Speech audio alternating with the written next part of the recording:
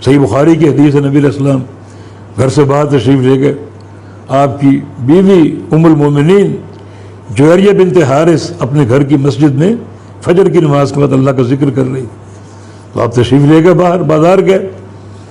اور جب سورج بلند ہو گیا کافی واپس لوٹے، دیکھا جویریہ ابھی تک مسجد میں اللہ کا ذکر کر رہی ہے۔ تو رسول اللہ صلی اللہ علیہ وسلم نے ارشاد فرمایا، جب میں صبح یہاں سے گیا تو میں نے 4 کلمات 3 دفعہ کہے، لو فزنت بما قلتی لفزنتہن، اب تک تم نے جو اللہ کا ذکر کیا ہے، اگر وہ سارا تمہارا ذکر زندگی بھر کا ان 4 کلمات کے ساتھ تولا جائے تو یہ 4 کلمات تمہاری پوری زندگی کے ذکر پر بھاری ہوں گی۔ اس میں اللہ تعالیٰ کے حمد کی وسعت اور اس کی لامحدودیت کا ذکر ہے۔ سبحان اللہ بحمدہ عدد خلقہ ورضا نفسہ وزنۃ عرشہ ومداد کلماتہ، اللہ تعالیٰ کی پاکیزگی، اس کی حمد کے ساتھ کتنی،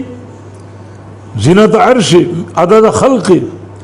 اس کی مخلوقات کی تعداد کے برابر۔ اب مخلوقات کی تعداد ہے کوئی ریت کے ذرے گن سکتے ہو، درختوں کے پتے گن سکتے ہو، یا پانی کے قطرے گن سکتے ہو، ملائکہ کو گن سکتے ہو، جنوں کو گن سکتے ہو، انسانوں کو گن سکتے ہو، پرندوں درندوں چرندوں کو گن سکتے ہو؟ کوئی حد ہے کوئی؟ لا محدودیت، کہ تیری ساری مخلوقات کی تعداد کے برابر،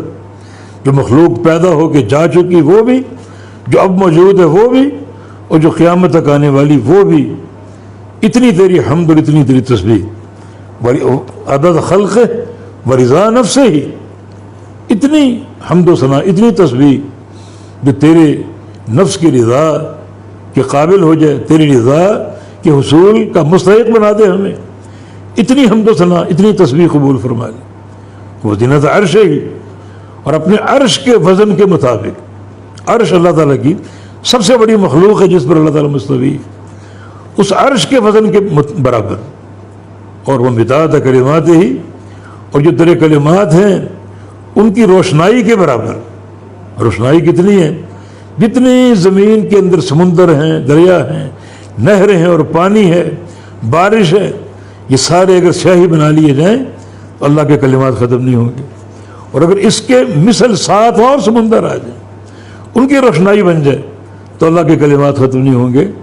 لہٰذا اپنی تسبیح و تحمید اس قدر قبول فرما لے کہ جو تیرے کلمات کی روشنائی کے برابر ہو، تو یہ اس کی حمد کا دائرہ کا،